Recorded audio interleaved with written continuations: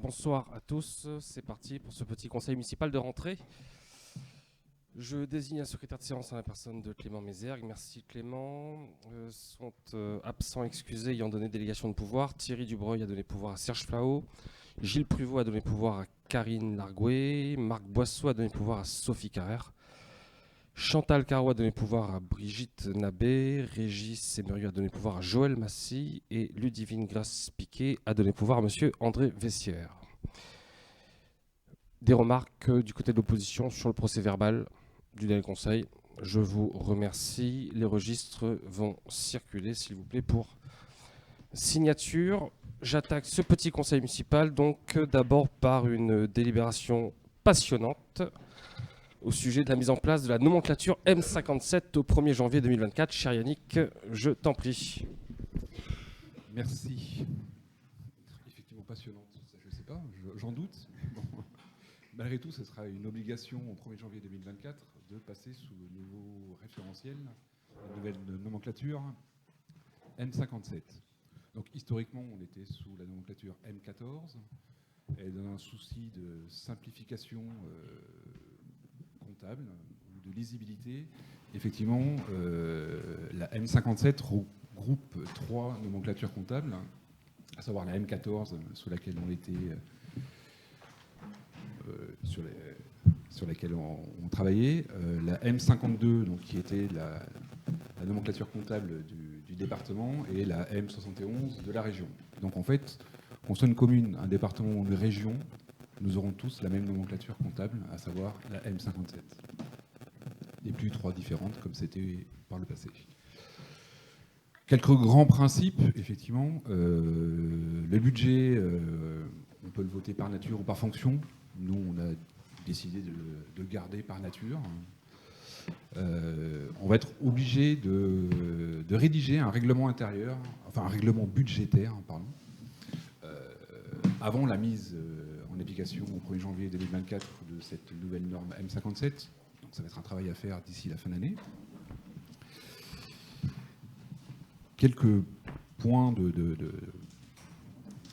qui évoluent par rapport à la M14. Premier point, c'est les amortissements. Effectivement, l'amortissement, c'est lorsque j'achète un bien, tous les ans, il se déprécie un petit peu, et effectivement, je viens appliquer une décote quelque part sur le bien que j'achète, et je viens l'exprimer dans l'actif du bilan. Et en fait, là, avec la M57, on sera obligé d'avoir la valeur réelle dans l'actif du bilan, puisqu'effectivement, l'amortissement viendra dans l'actif du bilan. Alors à ce titre-là, en annexe, effectivement, il y a un magnifique tableau qui reprend effectivement toutes les immobilisations qu'on peut rencontrer avec une durée d'amortissement définie. Ça, effectivement, on y reviendra un peu plus tard. Toujours sur les amortissements, jusqu'à présent, un amortissement, on le comptait en annuité. La nouveauté, c'est qu'effectivement, l'amortissement se fera au prorata temporis. C'est-à-dire qu'effectivement, on ne considère plus, j'achète un bien au mois de février, je commence à l'amortir au mois de janvier de l'année suivante. Ça, effectivement, la nouvelle nomenclature ne nous l'autorise plus. Et pour simplifier, effectivement, la comptabilité, la règle qu'on s'est définie, effectivement, j'achète un bien et je considère que je commence à l'amortir le mois suivant l'achat, et qui correspondrait à sa mise en service. Ça, c'est la petite nouveauté. Malgré tout, effectivement, pour un souci de simplification et comptable, tous les biens achetés qui ont une valeur inférieure à 1 000 €, effectivement, on gardera malgré tout effectivement un amortissement annuel ou annualisé et pas au prorata temporis, ce qui serait effectivement une charge de travail supplémentaire. Une autre nouveauté qui peut être à la fois pratique, c'est la fongibilité des crédits. C'est-à-dire qu'effectivement, maintenant, on nous autorise, dans une certaine mesure, à effectivement faire des mouvements de crédit entre chapitres. on a autorisé à faire ce mouvement jusqu'à 7,5% de la valeur réelle du bien, enfin, de la somme qui était engagée. Alors ça, effectivement, on ne peut pas basculer de l'investissement vers le fonctionnement. Ça peut rester que du fonctionnement ou que de l'investissement. Mais effectivement, on a cette liberté maintenant de pouvoir faire des mouvements entre chapitres. Ce qui nous pose effectivement plusieurs questions et le propre de cette présentation, c'est qu'effectivement, il nous est demandé à nous, conseil municipal, de bien vouloir adopter la mise en place de cette M97, même si effectivement M57, je ne sais pas pourquoi je vais l'appeler 97, mais M57, même si techniquement on est obligé de le faire au 1er janvier 2024, de conserver les modalités de présentation de budget, et donc en fait nous c'est un vote par nature que l'on garde, d'approuver la mise à jour des tableaux d'amortissement que vous trouverez dans le tableau qui est en annexe de la présentation. Ce qu'il faut savoir aussi pour les amortissements, c'est les amortissements en prorata temporis ne seront mis en place que pour les biens achetés à partir du 1er janvier 2024. Pour tout ce qui est antérieur à ça, on reste sur le même principe qui était jusqu'à présent. Donc effectivement de passer au calcul de l'amortissement au prorata temporis, de bien vouloir effectivement que pour les biens inférieurs à 1 000 €, on garde un amortissement par annuité et pas par prorata temporis, d'adopter un règlement budgétaire et financier d'ici la fin de l'année, et d'autoriser Monsieur le maire à signer tout document permettant l'application de la présente délibération. Très bien, merci Yannick pour cet exploit, pour cette explication. Merci Yannick. Je passe au vote donc la délibération s'agissant de la mise en place de la M57 au 1er janvier 2024. Qui s'y oppose? Qui s'abstient? Très bien, je vous remercie. Je profite de cette passion pour vous indiquer que dans le cadre de l'expérimentation des dispositifs de certification des comptes locaux, la ville s'est portée volontaire pour que la Direction générale des finances publiques examine nos comptes. Nous sommes 2 collectivités volontaires. Nous avons été 2 collectivités volontaires sur la Gironde. Ison d'abord et le CCAS de la ville de Bordeaux ensuite. Et le représentant de la DGFiP a présenté oralement une synthèse de ces comptes, c'était la semaine dernière en commission ressources. Et la conclusion du représentant de la Direction générale des finances publiques est que, je cite, la qualité des comptes locaux est bonne. Donc si ça peut vous rassurer, les comptes de la ville d'Ison sont en bon état. J'enchaîne sur une nouvelle délib. Je laisse la parole à Joël Massy au sujet d'une convention de prise en charge des animaux avec la SPA, Société Protectrice des Animaux. Je t'en prie, Joël. Oui, bonsoir à tous. Moi, je viens vous présenter la nouvelle convention proposée par la SPA, puisqu'effectivement, la commune d'Ison n'a pas de fourrière. Et nous avons mandaté donc la SPA par une convention depuis 2002, voilà, pour qu'elle puisse assurer nos obligations. Une prise en charge des animaux a été signée aussi le 27 novembre 2020 concernant la tarification pendant 5 ans à 0,45 € net par habitant qui a été mis en place le 1er janvier 2021. Et aujourd'hui, le 17 juillet 2023, la SPA a voulu demande une nouvelle convention et demande une augmentation de 20 centimes d'euros dans cette nouvelle convention signée pour 3 ans. Donc il est demandé donc, au conseil municipal de valider cette nouvelle convention et d'approuver et d'autoriser monsieur le maire à signer cette convention. Très bien, je passe donc cette délibération au vote. Pas de questions sur cette hausse de 44%. Je vous en oui, prie. Mais justement, c'est les raisons de cette hausse qui est quand même très importante, 44%, même si ce n'est que 20 centimes par habitant, ça fait quand même une grosse augmentation. Alors effectivement, mais la convention, voilà, c'est dans le cadre des frais de garde des animaux. Et c'est pour ça qu'ils ont validé cette augmentation. Et ils nous demandent de valider la nouvelle convention.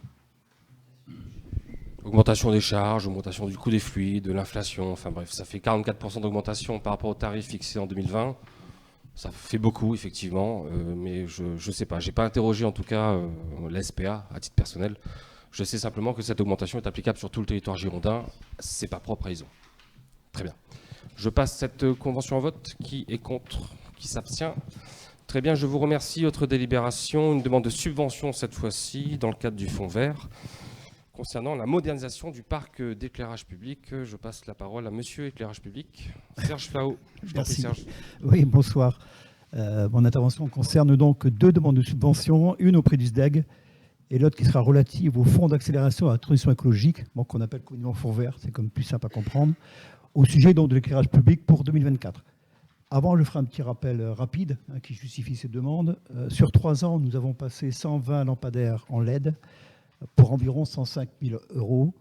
Nous avons un parc luminaire qui est de 328 lampadaires pour 865 points lumineux, donc on est à peu près à 38% de lampadaires en luminaire LED. Il nous reste donc, en faisant calcul rapide, 538 lampadaires à passer en éclairage LED, et donc c'est pour ces derniers que nous faisons 2 demandes de subvention, après un avis favorable à l'unanimité lors de la commission des ressources du 5 septembre.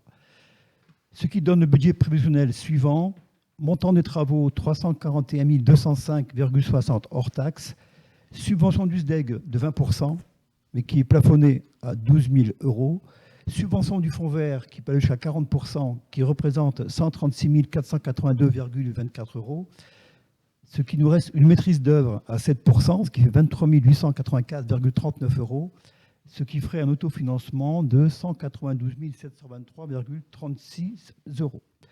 Et ce qui représente à peu près 56%. On espère, puisqu'en gros la consommation passera de 240 000 à peu près à 110 000, on va dire qu'on espère un retour d'investissement entre 6 ans et 10 ans.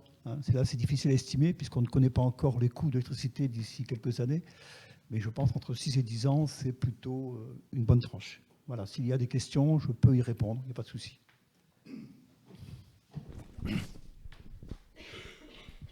Oui, moi j'ai une question. Je ne vais pas critiquer le SDEC, mais j'en passe pas moins parce qu'un coup ils donnent, un coup ils nous font payer, un coup ils nous font très lourdement payer, mais bon, pas ta faute. Non, j'ai une question qui ne concerne pas le sujet dont tu viens de parler. Je voulais juste savoir le pourcentage de panneaux photovoltaïques qu'on a sur ISO. Le pourcentage, pardon, je n'ai pas entendu deux. De panneaux photovoltaïques qu'on a sur ISO. Je pense qu'on doit être de tête à pas loin de 0%, je pense. Je pense, voilà. À titre par rapport aux mairies, je ne pense pas qu'il y en ait, à part peut-être des propriétaires privés, mais la mairie n'a pas de panneaux photovoltaïques. Si, mais à caractère privé, parce que chaque fois, ça fait office d'une demande à la mairie, donc quelque part, vous devez la recevoir. Ah, mais je l'ai pas. La demande n'est pas adressée à la mairie, la demande est adressée au service de la CALI, au service urbanisme de la CALI. Je n'ai pas la... Évidemment, si vous m'aviez posé la question il y a 1 heure, je vous aurais apporté la réponse ce soir. Là, au doigt mouillé, je ne peux pas vous dire exactement combien de panneaux il y a sur ISO. C'est une demande, en fait, une question à laquelle il est juste impossible de répondre. Je pense que j'observe, comme tout le monde, qu'il y a de plus en plus d'isonnés qui s'équipent en panneaux photovoltaïques et je pense, en tout cas je m'en félicite à titre personnel. La réponse très précise au panneau près vous sera apportée d'ici demain, j'espère. On formulera la demande auprès du service d'instruction de la CALI. Au-delà du parc privé, il est surtout important, vous le savez, puisqu'on a discuté en commission ville durable, de s'interroger sur le devenir du parc public, en tout cas du parc photovoltaïque établi sur le domaine public ou sur le domaine privé de la commune. Et là, vous le savez, on a plusieurs projets qui sont dans les tuyaux. On en a longuement discuté en commission ville durable. Vous n'étiez peut-être pas là, j'y pense là. Il y avait Madame Fontaine qui était là. Donc on a quelques projets plutôt ambitieux, notamment un projet assez ambitieux sur le stade de la Node. Ça ne veut pas dire qu'on va le faire demain, mais en tout cas, c'est plutôt bien engagé. Et on est en train de travailler sur un appel à manifestation d'intérêt pour solliciter, pour challenger en quelque sorte différentes entreprises, si bien que, et j'en profite pour vous répondre, si bien que sur la ligne de départ, il n'y aura pas que le SDEG, ou que la filiale du SDEG, la société d'économie mixte qui a été montée par le SDEG. Il y aura d'autres entreprises, et puis on verra bien qui obtient la timbale. Ça sera fait à partir de critères objectifs, de critères d'efficience. On verra un petit peu quelle est la redevance qu'ils nous offrent les uns et les autres, comment est-ce qu'ils vont accompagner la collectivité dans le développement du photovoltaïque sur notre parc communal. Et je pense que les dés ne seront pas pipés et on verra bien si le SDEG ou sa société d'économie mixte parvient à se placer en tête ou pas. Voilà. Par rapport au SDEG, je ferai une précision quand même, pas que par rapport au SDEG. Je crois que le principe du SDEG, c'est comme une mutuelle, quoi, hein. Tu payes, mais tu n'es pas sûr de tout récupérer. Donc par mois, tu récupères plus, par mois, tu récupères moins. Tu vois, hein. Et le fait qu'on soit tous avec le SDEG permet quand même de bénéficier de prix très très avantageux sur l'électricité. Voilà, tout simplement. Ma question ne concernait que les privés au niveau des panneaux photovoltaïques. C'était pas des projets municipaux. Mais je sais qu'on pourrait avoir la réponse. C'est pour ça que. Mais il n'y avait pas de. Mais vous m'auriez demandé combien de Renault Clio rouges il y a à Ison, que ma réponse aurait été la même. Vous voyez, j'aurais pu vous dire, j'observe une explosion des Renault Clio rouges, mais vous donnez le chiffre précis des Renault Clio rouges. Si vous ne m'annoncez pas la question en amont, c'est ce qu'on appelle une question piège à laquelle, par hypothèse, je ne peux pas répondre. J'ajoute en revanche qu'il existe un cadastre photovoltaïque tenu par la CALI, puisque vous parlez du nombre de panneaux installés. Ça veut dire que n'importe qui aujourd'hui peut savoir quel est son potentiel de développement photovoltaïque à partir de sa toiture, en allant sur ce registre qui est disponible encore auprès du service urbanisme de la CALI. Voilà, monsieur. Je rebondis un petit peu sur ce que disait Serge. C'est important de noter qu'avec ce projet d'investissement, on n'envisage rien de moins que de passer à 100% de LED d'ici 2024. D'ici début 2024, c'est-à-dire que 100% du parc d'éclairage public isonné serait équipé de LED. Ça veut dire qu'on poursuit le plan de descente énergétique pour lequel en partie on a été élu. On est fidèle en tout cas à la parole donnée. On passerait, tu l'as dit, de 246 000 kWh de consommation par an à 103 000 kWh, donc ça serait un effort considérable.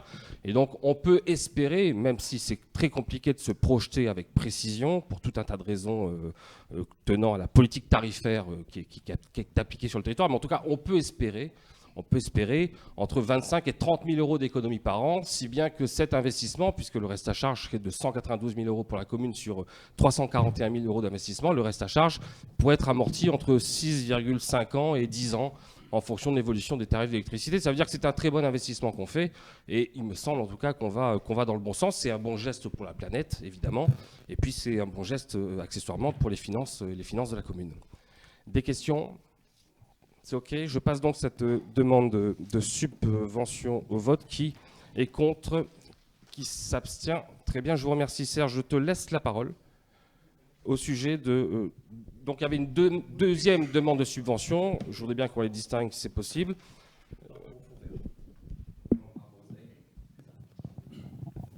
Donc on a fait laquelle là, parce que moi j'avais deux en même temps. D'accord, OK. Donc la deuxième demande de subvention, donc je rappelle, hein, c'est par rapport donc au SDEG, hein, à 20% par rapport donc, à un maximum de 12 000 euros.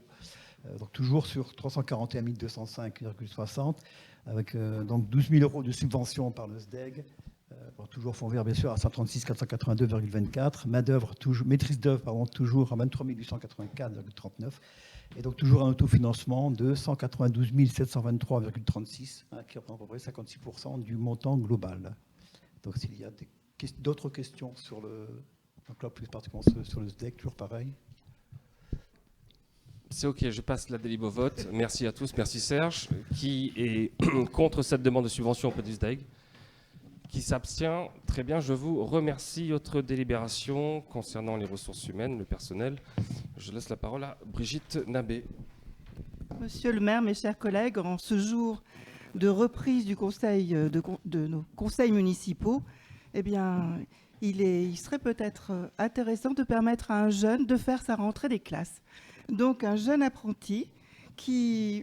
non, monsieur le maire, non.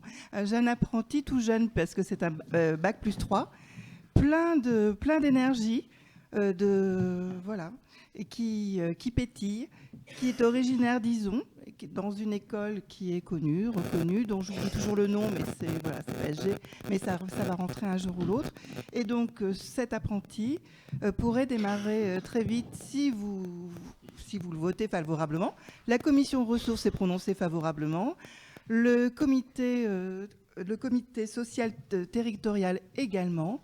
Voilà, il nous reste maintenant à délibérer en conseil municipal pour permettre, donc on ne donne pas le nom des agents, hein, vous savez ici, donc pour permettre à ce jeune que vous rencontrerez dans les couloirs de pouvoir remplir ses missions voilà, ici, chez nous, et puis dans son école, où il sera amené à travailler son mémoire. On aura bien évidemment un maître de stage, une maîtresse de stage volontaire, il vaut mieux, des conventions à la clé.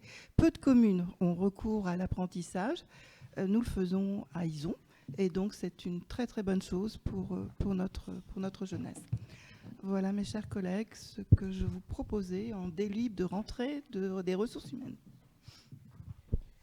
Madame Fontaine, je vous en prie. Merci.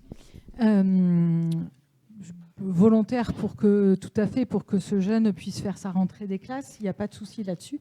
Je suis toutefois un peu surprise, puisque je vois que dans la note de synthèse, que ces missions seraient autour du chargé de communication.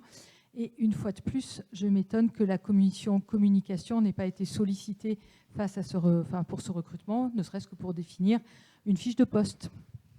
Très bien, je vous remercie de votre remarque. C'est donc une question qui relève de la compétence de la commission ressources, qui a été abordée en commission ressources, à laquelle vous étiez présente. Non, vous n'étiez pas présente en commission ressources. Mais il ne m'a pas semblé que la fiche de poste ait été abordée. Non, le recrutement dans l'apprentissage, oui, mais pas la fiche de poste. Tout à fait. Je parle simplement du principe d'un recours à un contrat d'apprentissage. Quant à l'établissement d'une fiche de poste, ce n'est pas un sujet qui relève de la compétence d'une commission.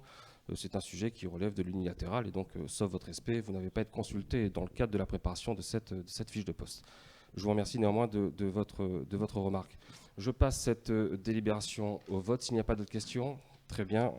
Qui est contre le recours à un contrat d'apprentissage? Qui s'abstient? Très bien, je vous remercie. Autre sujet qui relève du personnel, chère Brigitte, la création d'un poste supplémentaire dans le cadre d'un PEC. Alors, qu'est-ce qu'un PEC?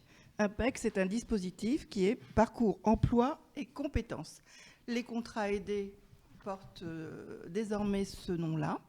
Et nous allons pouvoir recruter une personne qui viendra renforcer les rangs du service entretien. Donc il y a des remplacements qu'il fallait faire, un agent qui était en PEC et qui a trouvé une autre voie.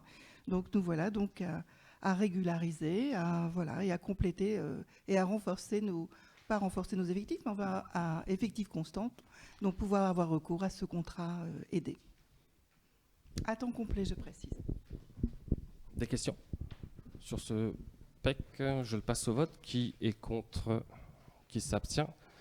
Très bien, je vous remercie. Brigitte, tu enchaînes, s'il te plaît. Alors, on va peut-être regrouper les 3 délibérations suivantes, si vous voulez bien, parce qu'en fait, il s'agit de tableau des effectifs. On a 3 délibérations qui concernent les tableaux des effectifs.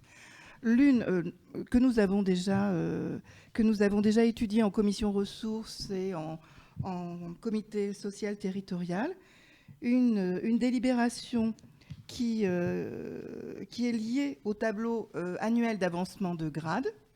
Alors l'avancement de grade, vous savez comment ça se passe au niveau de l'ancienneté, etc., après les entretiens d'évaluation.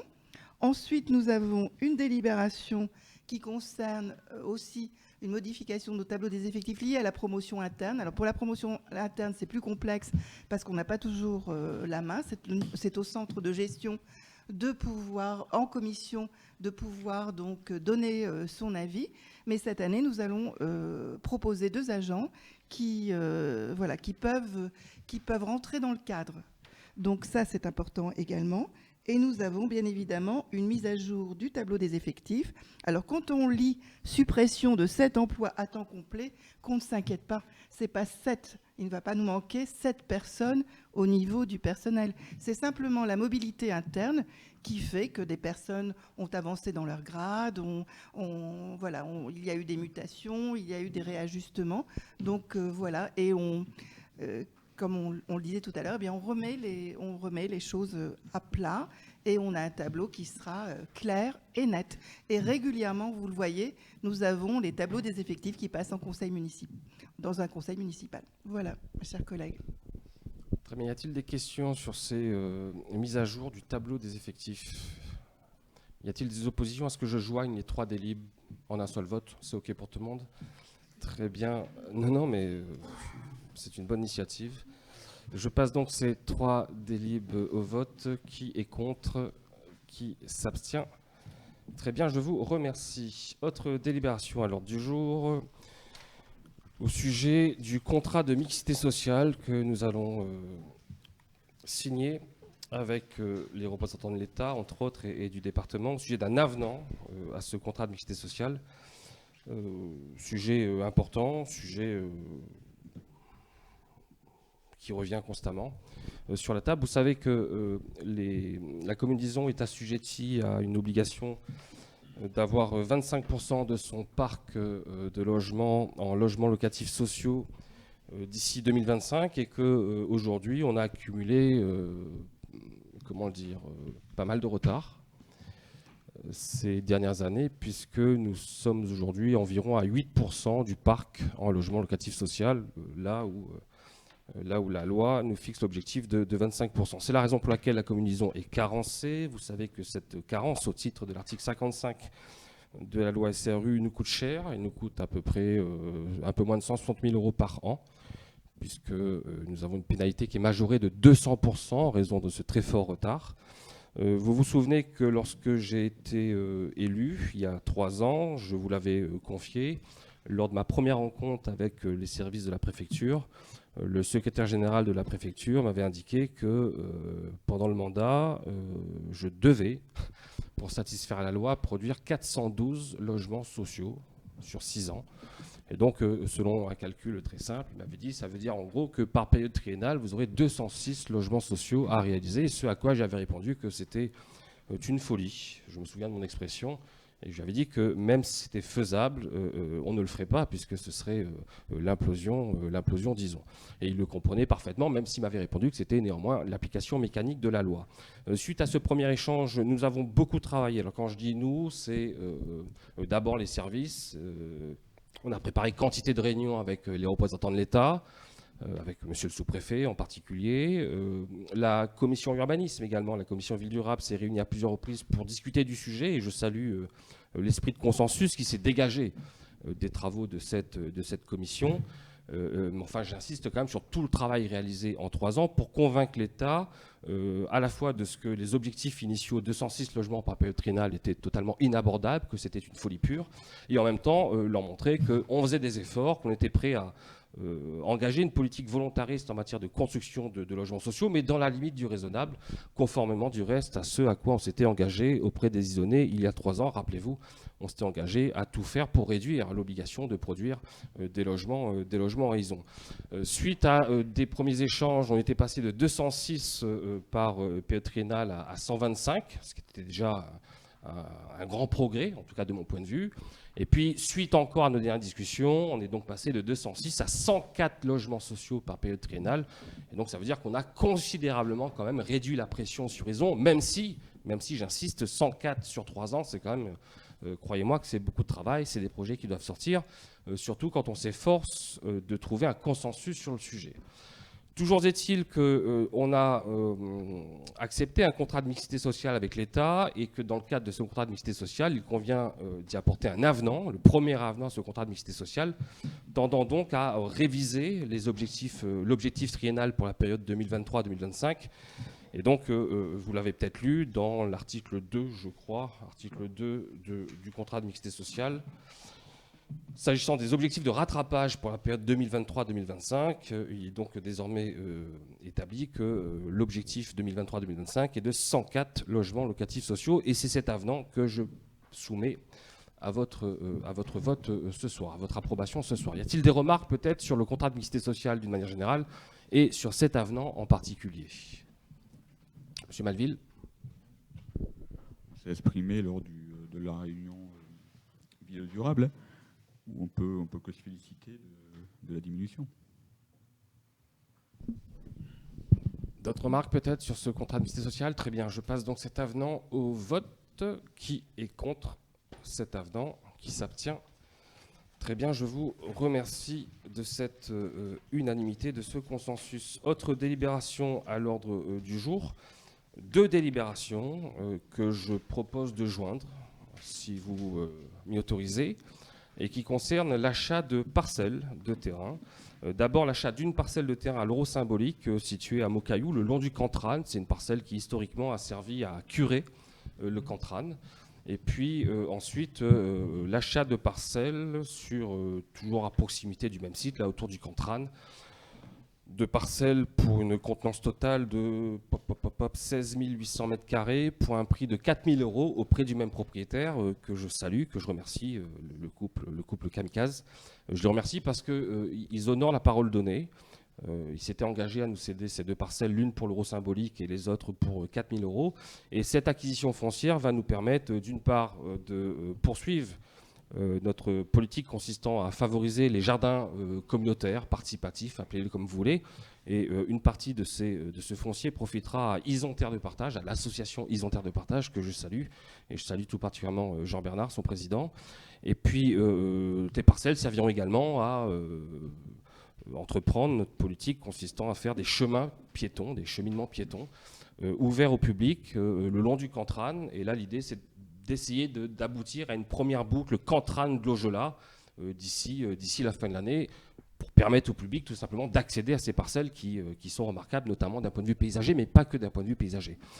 Donc dans le cadre de cette politique, je vous propose de procéder à ces acquisitions foncières. L'une, vous l'avez compris, pour l'euro symbolique, et les autres pour une contenance totale de 16 814 m² pour le prix de 4 000 €. Y a-t-il des questions? Je précise, 4 000 €, 16 000 m², ça veut dire qu'en gros, on est à 0,25 centimes, c'est ça? On a 25 centimes d'euros le mètre carré, ce qui est plutôt un très bon prix. Je le souligne parce que certains voudraient qu'on achète ces terrains à un prix nettement plus élevé. Et évidemment que quand on achète à 25 centimes, on ne peut pas acheter à 5 € de l'autre côté, c'est pas possible. Donc il faut qu'on essaie de trouver cette espèce d'équilibre. Mais en tout cas, j'ai bon espoir de pouvoir compter sur l'implication des propriétaires de ces parcelles, soit pour nous accorder un droit de passage, tout simplement, pour permettre au public de passer sur ces parcelles, soit idéalement pour nous transférer la propriété de ces parcelles à un prix raisonnable. Y a-t-il des questions peut-être au sujet de ces acquisitions foncières qui profiteront une fois encore à tous? Pas de remarques, pas de questions?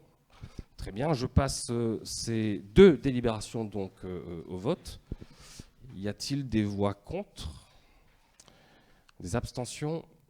Très bien, je vous remercie. Je laisse la parole à Caroline Lise sur un sujet connexe concernant la création d'une zone de préemption au titre des espaces naturels sensibles. Chère Caroline, je t'en prie. Oui, donc fidèle à nos engagements et dans la continuité du travail initié, nous avons sollicité le département, les services du département, pour permettre la création d'une ZPENS, donc d'une zone de préemption au titre des espaces naturels et sensibles. L'enjeu est de préserver donc notre cadre de vie naturel, nos palus, les continuités écologiques caractéristiques de l'identité paysagère de notre commune. Les palus de Dordogne sont sur Ison en zone Natura 2000 et c'est une zone d'intérêt écologique, faunistique et floristique importante. Ces zones humides constituent une continuité paysagère fonctionnelle sur une grande boucle de la vallée de la Dordogne. Ils sont particulièrement intéressants pour la nature tourbeuse de certaines zones, pour la durée de l'inondation sur une grande partie de la superficie et pour la mosaïque d'habitats naturels présents. Tous ces critères qualitatifs font que les palus, disons, sont également des zones de refuge pour une flore et une faune peu communes qu'il convient de préserver. Les terrains qui seraient inclus dans ce nouveau périmètre défini ensemble avec les services du département constitueraient des zones humides et des ripisylves pour nos cours d'eau. Ce sont des milieux fragiles et qui sont menacés et qui font l'objet depuis plusieurs années de recul qu'il convient à tout prix de préserver pour nous, pour notre cadre de vie, mais surtout pour nos générations futures également. Et leur rôle fonctionnel écologique, on en a bien conscience, notamment quand on a des épisodes pluvieux, intenses. Ces zones humides, elles constituent un point névralgique de notre commune qu'il convient de préserver dans leur fonctionnement, dans leur gestion des milieux naturels. Et c'est à ce titre que le département, en nous aidant à créer cette zone, nous encadrera et nous conduira vers une pérennité de l'action. Si l'opportunité d'acquisition se présente, les peupleraies et les cultures arables, qui sont actuellement en l'état pourraient être reconvertis en prairies à leur on va dire, conversion, à leur extinction en tant que peupleraies, par les services du département dans le cadre d'un espace naturel sensible. L'acquisition à long terme par le département de ces parcelles permettra, pour plusieurs points, de lutter donc contre la déprise agricole et de maintenir ouverts les milieux prairies, de restaurer les milieux humides par conversion des terres arables et des peupleraies en prairies humides, de préserver les haies, les broussailles et les bosquets qui participent au maintien des continuités écologiques de la trame verte, de participer à la préservation de la trame bleue et des ripisylves qui l'accompagnent, de lutter contre les extensions d'urbanisation sur milieux naturels et d'intérêt écologique, de limiter le retournement des prairies et la mise en place de drainage, de préserver et de restaurer les zones d'expansion de crues et les zones humides présentes, de lutter contre les espèces exotiques envahissantes via les plans de gestion élaborés après acquisition par les services du département, que ce soit les espaces naturels sensibles ou les services des espaces naturels sensibles ou de conservation.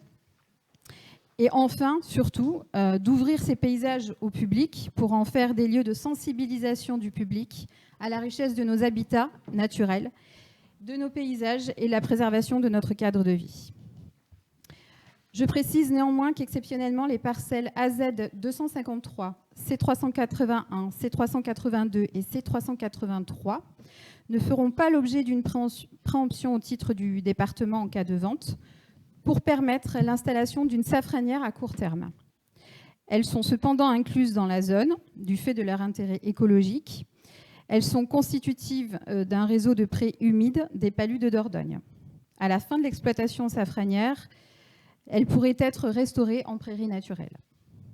Ainsi, on comprendra l'intérêt de notre commune pour que notre patrimoine soit protégé, renforcé et transmis aux générations futures. La création de cette zone donnera compétence juridique au département pour mettre en place une politique de protection, de gestion et d'ouverture de ces espaces. Conformément à l'article 215.3 du Code de l'urbanisme, les organisations professionnelles agricoles et forestières seront consultées sur l'extension de cette zone de préemption par le département de la Gironde.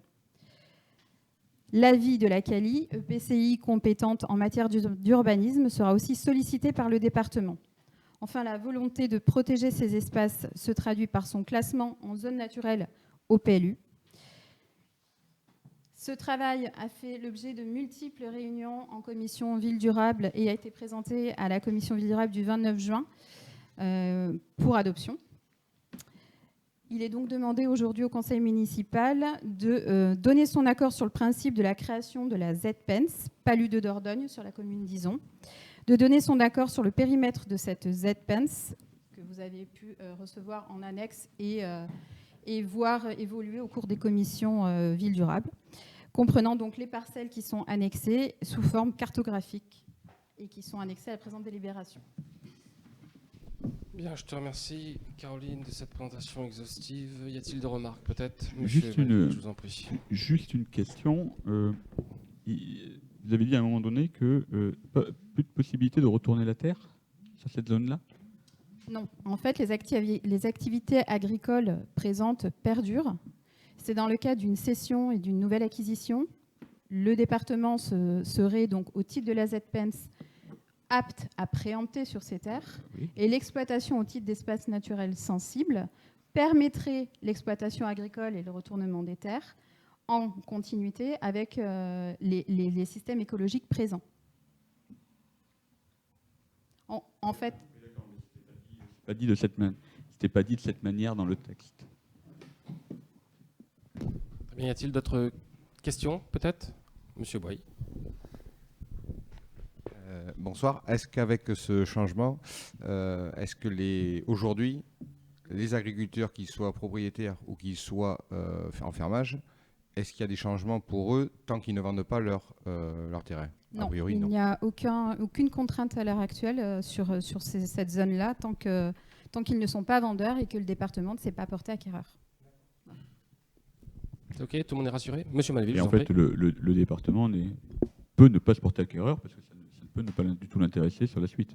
Alors, je précise que oui, le département peut ne pas se porter acquéreur. Le département peut solliciter le service de la CALI. Ça peut être aussi la CALI qui peut décider de se porter acquéreur en cas d'intérêt à conserver une continuité écologique. Maintenant, c'est un travail que nous avons mené conjointement avec les services du département. Nous avons été accompagnés par Magali Cresté, entre autres, que je remercie, du service du département qui nous a permis de délimiter cette zone au regard des intérêts écologiques qu'elle présente. Notre commune est riche, notre commune est belle et il tient qu'à nous, en fait, il ne tient qu'à nous de faire en sorte de la préserver pour demain. Et c'est l'intérêt de cette zone de préemption, d'être accompagné et de cadrer les choses. C'est pas la zone de préemption qu'on se pose en question. C'est quand on est agriculteur, à un moment donné, on agrandit sa propriété. Voilà, c'est comme ça. Hein, ça peut paraître bizarre, mais on a toujours besoin de plus d'hectares. Si demain, moi, j'achète un terrain qui touche un des miens, et qui est dans la zone en plus, et dans un terrain qui est à vendre, pour y semer des céréales, par exemple. Donc je suis obligé je vais bien entendu travailler la terre. C'est quand même dit qu'il y aura une question qui va être posée au département par rapport au retournement de terre. Parce que aujourd'hui, si je travaille sur Natura 2000, par exemple, il y a des choses que je ne peux pas faire en tant qu'agriculteur dans ma zone Natura 2000. Et ça, en fait, c'est ça qu'il faut. En fait, ce que je demande juste, moi, c'est de rassurer les gens agriculteurs qui travaillent là-dedans pour leur dire rien ne change. Alors, je leur dis, pardon Caroline, d'abord je rassure les agriculteurs, rien ne change. Ensuite je leur dis qu'ils seront accompagnés dans toute la mesure du possible. Simplement, je ne voudrais pas qu'on inverse en quelque sorte les fins. Vous voyez, j'ai pas été élu pour défendre l'intérêt d'un ou deux agriculteurs. J'ai été élu pour défendre, en tout cas autant que possible, selon mes convictions, l'intérêt général. Il s'avère que dans un passé proche, quand au nom de l'intérêt général, nous avons souhaité, la commune, faire l'acquisition de parcelles en terrain agricole ou en zone naturelle, il s'avère que certains agriculteurs nous sont passés devant en quelque sorte avec l'appui de la SAFER, et je respecte la SAFER pour ce qu'elle est, pour placer grosso modo une vache sur 2 hectares. Là où on se proposait de conduire des projets de développement, de maraîchage, ou des projets, pourquoi pas, ouverts au public, ou pourquoi pas, et là c'est un des objets premiers, permettre au public isolé d'accéder à des espaces naturels qui sont remarquables en bord de Dordogne, dans la Palue, que sais-je. Donc, moi, mon job, si je puis dire, c'est pas de protéger l'intérêt d'un ou deux agriculteurs, a fortiori quand, dans un passé proche, ils ont été, comment dirais-je, peu élégant. Il me semble que créer cette zone de préemption d'espace naturel sensible, au nom de l'intérêt général, au regard de l'intérêt général et au regard en particulier des générations qui arrivent, est parfaitement conforme à ce pourquoi nous avons été élus. Maintenant, je ne suis pas insensible aux agriculteurs, loin de là. À plusieurs reprises, on les a rencontrés, on s'est proposé de les accompagner. Et là, par exemple, typiquement, Caroline nous a dit qu'il y avait une exception là, dans le cadre de cette ZPEN qui concernait 2 ou 3 parcelles du côté de Graneilles. Pourquoi ? Parce qu'un agriculteur potentiel, un jeune agriculteur potentiel est entré en contact avec nous. Il a un projet de safranière, très intéressant, je trouve, solide, a priori solide, qui était en quelque sorte validé par des services compétents, pas par moi évidemment, parce que je ne suis pas compétent en la matière. Et donc, vous voyez, là typiquement, on fait en sorte que cette ZPEN soit parfaitement compatible avec ce projet entrepreneurial d'un jeune agriculteur consistant à développer une safranière. Et si demain, un autre jeune agriculteur pour, je ne sais pas, de la volaille ou que sais-je, venait nous rencontrer, on aurait à peu près la même attitude. Voilà, j'essaie de trouver un équilibre entre ce pourquoi j'ai été élu et la préservation des intérêts des uns ou des autres, que je respecte par ailleurs, j'insiste, mais ce faisant, on s'offre un cadre juridique avec l'appui du département, c'est-à-dire avec une force de frappe considérable quand même. Vous voyez, le département, c'est ça. Le département, c'est une force de frappe que nous n'avons pas à nous seuls. Cette force de frappe ne nous empêche pas de tenir compte des intérêts des uns ou des autres, simplement, on n'inverse pas l'intérêt particulier, l'intérêt général. Je vous en prie, M. Malville. Alors, j'ai du mal à m'exprimer. J'ai pris un exemple. Il n'y a pas qu'un seul agriculteur aujourd'hui qui travaille sur Ison. Dans les Palues, il y en a plusieurs. vous avez des vignes en fermage dans les palus. Ces vignes-là, elles sont labourées. Et elles ne sont pas labourées par l'agriculteur que vous venez de citer. Voilà, c'est juste, dans l'intérêt général, je suis plutôt pour, et je pense toujours l'avoir défendu, l'intérêt général. Là, je vous parle d'une profession qui a besoin d'aide régulièrement. Et je suis le premier à défendre, et d'ailleurs, vous aurez remarqué, en examinant peut-être le schéma, que les vignes auxquelles vous faites allusion n'appartiennent pas au périmètre de la ZPENS. Ça veut dire que, très clairement, vous voyez, le schéma dont vous avez certainement pris connaissance, vous vous rendrez compte peut-être en bossant le schéma que les vignes sont exclues de la ZPEN. Ça veut dire que l'activité viticole n'est évidemment aucunement menacée, je dis bien aucunement menacée par notre projet de ZPEN. J'ai presque envie de dire d'ailleurs qu'on a la volonté de les préserver. Et d'ailleurs, on l'a inscrit dans notre PADD, on l'a repris en commission dans le cadre de la révision du PLU, donc on souhaite vraiment préserver ces activités agricoles et faire en sorte que le développement urbain, disons, soit parfaitement compatible avec la préservation de cette activité viticole. Je t'en prie, Philippe. Un micro, s'il te plaît. Merci. Oui, bonsoir, messieurs, dames. Je prends la parole en tant que représentant de la commission Natura 2000 pour la ville d'Ison. En fait, c'est une opportunité absolument exceptionnelle que nous avons, parce que ce qu'il faut surtout, c'est préserver ces terrains de manière à préserver une vie sauvage qui est assez rare, puisque en fait, ces terrains, la plupart sont une espèce de forêt inondable totalement inextricable et dans lesquelles vivent des espèces, notamment d'oiseaux, qui sont rares et qu'il faut absolument préserver. Alors, cette opportunité, il ne faut surtout pas la perdre, parce que pour toutes les raisons qui ont été dites, et notamment pour l'avenir, il faut absolument préserver ces zones humides et ce qu'elles contiennent, qui est une chose rare. Voilà ce que je veux dire. Merci, Philippe. Y a-t-il d'autres remarques, Monsieur Vessière, je vous en prie? Non, moi j'ai une question. Donc la SAFER peut préempter. Nous, on a préempté, mais qui est prioritaire lorsqu'il y a deux préemptions? Caroline, je te propose de répondre ou j'y réponds? Je t'en prie. En fait, ce n'est pas la SAFER qui préempte, là, c'est vraiment le département au titre des espaces naturels et sensibles. Le département donc, a la possibilité de préempter en premier lieu, mais en concertation avec la commune. Si la commune souhaite se positionner et préempter, elle peut préempter. L'avantage de laisser la main prenante au département, c'est l'intérêt financier, parce que la commune d'Ison, par rapport à la zone qui est définie, ne serait pas en capacité de préempter sur tous ces terrains. Donc le schéma directeur, c'est le département en premier lieu en concertation avec la commune avec les partenaires tels que l'ACALI ou le conservatoire naturel, et c'est de la concertation en fait commune. Et il peut tout à fait ne pas y avoir d'achat ou de préemption de réaliser sur le terrain. Donc la SAFER vient en second. Oui. C'est bien le seul dispositif qui nous permet... Non, mais c'est très intéressant comme question, parce que je répète que nous avons souffert, ici, de la primeur donnée à la SAFER. Juridiquement, c'est le seul dispositif qui nous permet de passer au-dessus de la SAFER. J'aurais aimé qu'on procède différemment, vous voyez, mais juridiquement, je n'ai que ce levier.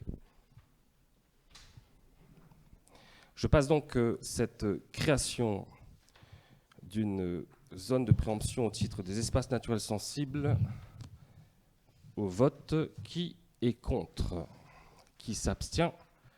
Très bien, je vous remercie de cette unanimité. Caroline, tu gardes la parole au sujet, logiquement, de l'adoption du schéma départemental des espaces naturels sensibles. Je t'en prie. Qui vient en toute logique donc conforter la décision validée ce soir en Conseil. Donc, il nous est proposé d'adopter le schéma départemental des espaces naturels sensibles, qui est le schéma cadre, directeur de cette gestion des espaces.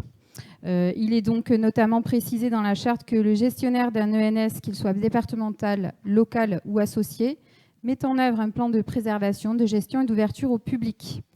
C'est bien précisé et j'insiste sur sur cette précision-là, puisque c'était aussi la volonté première, c'était de permettre ce partage de nos espaces aux habitants.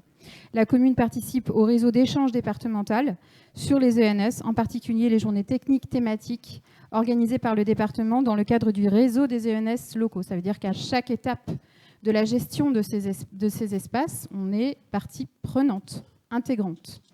Voilà. On ne laisse pas le département seul aux manettes, aux commandes. C'est une volonté politique commune. Il est donc proposé au conseil municipal de donner son accord sur la signature du schéma départemental des espaces naturels sensibles et d'autoriser monsieur le maire à signer le schéma départemental des espaces naturels sensibles ou tout document nécessaire.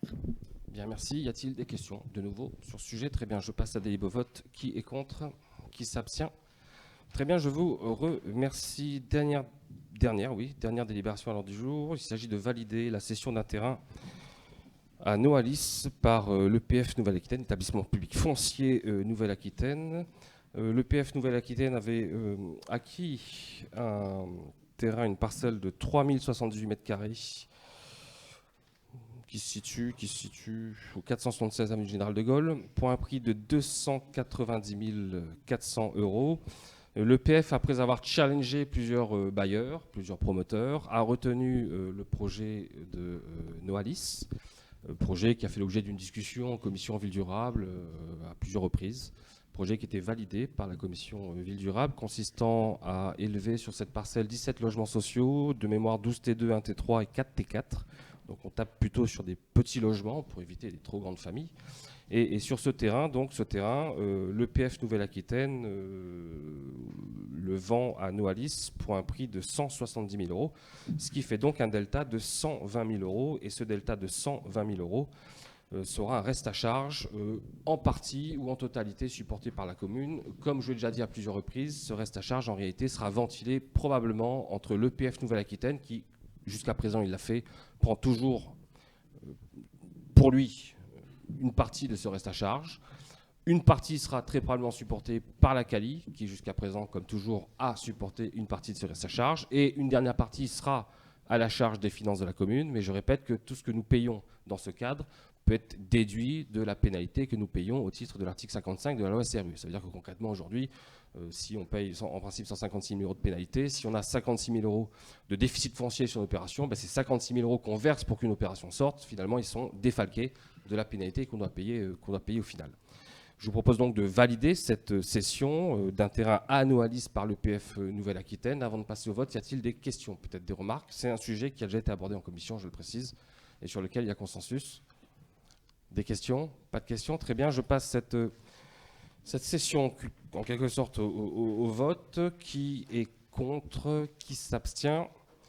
Très bien, je vous remercie de ce consensus, de cette unanimité. J'ai quelques décisions à vous communiquer dans le cadre du pouvoir que vous m'avez accordé en début de mandat. D'abord, une première décision concernant le marché de rénovation du restaurant scolaire, marché attribué à la société EPRM pour un montant de 32 995 € et 20 centimes TTC. Ensuite, une décision concernant un marché de rénovation toujours du restaurant scolaire, attribution du marché à la société ASA pour un montant de 61 912 €. Autre décision concernant toujours le marché de rénovation du restaurant scolaire, l'école coûte cher, s'agissant d'une attribution à la société APSO pour un montant de 29 974 € et 50 centimes. Une autre décision concernant toujours le marché de rénovation du restaurant scolaire, attribution à la société Technis pour un montant de 18 028 € et 95 centimes. Une autre décision concernant le marché de rénovation du restaurant scolaire attribué à la société FC33 pour un montant de 10 466 € et 62 centimes. Vous ne me le faites plus jamais, ça, c'est pas possible, quoi. Une autre décision concernant l'attribution du marché de travaux avenue de Latte de Tassigny, donc le gros chantier qui va s'ouvrir qui a déjà commencé du reste, pour la rénovation la réfection des réseaux d'assainissement et d'eau, et qui va démarrer pour de bon d'ici un mois et demi. J'avertis la population que c'est un chantier qui va durer à minima 6-8 mois. Et on en aura pour à peu près 1 035 000 €. En tout cas, il y a un marché qui a été attribué à l'entreprise, je ne l'ai pas ici, Eurovia, merci, pour un montant de 1 035 000 € 498 € et 12 centimes. Enfin, je signale un don à la commune de L'association Les Cartables Isonnés, merci les Cartables Isonnés, qui ont fait don à la commune d'une somme de 157,73 €, ceci pour permettre aux enfants du conseil municipal, des enfants, c'est bien ça, leur permettre d'aller à Paris, au Sénat, je ne me trompe pas, c'est bien, et donc je salue à la fois les enfants, je salue l'association, j'en profite pour saluer amicalement également Laurence Haribé, la sénatrice, et la remercier, c'était un chouette séjour, je crois, ils en garderont un bon souvenir. Une autre décision concernant le contrat de prestation de service à la cantine, attribution d'une petite prestation à la société Happy, le temps des travaux cet été, pour un montant de 17 759,50 €. Une autre décision concernant le marché d'assurance dommages aux biens qui était attribué à la société Smacle pour un montant de, j'en sais rien, merci Karine, 17 759 €. Et enfin, une dernière décision concernant un avenant à la convention de location de licence 4 à la brasserie de l'Ormeau. Initialement, nous avions prévu de louer la licence 4 à l'Ormeau jusqu'au 1er septembre. On a prolongé cette location jusqu'au 1er novembre, sauf erreur de ma part. Ceci pour permettre à l'Ormeau d'exploiter la licence 4 dans le cadre de notre fameux village du rugby. Dans le cadre de cette Coupe du Monde de rugby. Voilà, j'en ai terminé avec ces décisions. C'était un peu long. Je vous prie de m'excuser. Il faut remercier Karine Longuève. Quelques informations pour terminer très rapidement. D'abord, une petite information au sujet de la rentrée scolaire. C'est d'actualité. La rentrée s'est très très bien déroulée. Les effectifs sont en légère baisse cette année. On perd 10 élèves en maternelle et 7 élèves à l'élémentaire. Ça nous fait un total de 692 élèves, dont 610 quand même sont inscrits à la cantine. Donc ça veut dire que le chantier cantine, le chantier restaurant scolaire est évidemment un chantier prioritaire. Ce chantier s'est très bien déroulé. La première phase du chantier s'est très bien déroulée cet été, un peu stressant. Conduite des travaux un peu stressante. On était juste. Le vendredi soir qui précède la rentrée, je ne suis pas sûr que... Enfin, je précommande des paquets de chips. Pour être tout à fait franc. Heureusement. Ça a été, et donc lundi, tout était OK. La deuxième phase des travaux, l'extension à proprement parler de la cuisine va débuter en fin d'année. Et donc, ça sera chantier autour de l'école. Mais enfin, en tout cas, les enfants pourront manger dans de très bonnes conditions. Les travaux au sein des réfectoires ont également été quasiment bouclés. En maternelle, c'est bouclé. Dans le réfectoire de l'élémentaire, il manque les éléments de suspension anti-bruit, en quelque sorte. Ça va être fait, je pense, à la fin du mois, m'a-t-on dit, c'est bien ça. Puis les petits travaux dans les écoles ont été faits à peu près comme on fait tous les ans, donc tout le monde est à peu près content. Autre info, je rappelle que mercredi 13, c'est-à-dire demain, sous la houlette de Caroline Guise, a lieu un atelier participatif autour du plan paysage. Et donc j'invite vraiment à la fois les élus et les habitants à se rendre à l'AIGA. Ce sera à 14 h, donc c'est tout l'après-midi.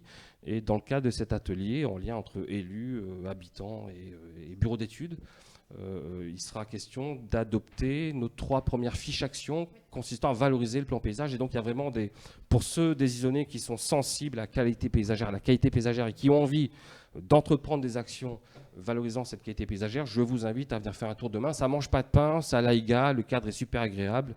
Jean-Pierre Novak sera là, le correspondant de Sud-Ouest sera là, je pense. Donc franchement, toutes les conditions seront réunies pour y passer un très bon moment. Non, Jean-Pierre Novak ne sera pas là.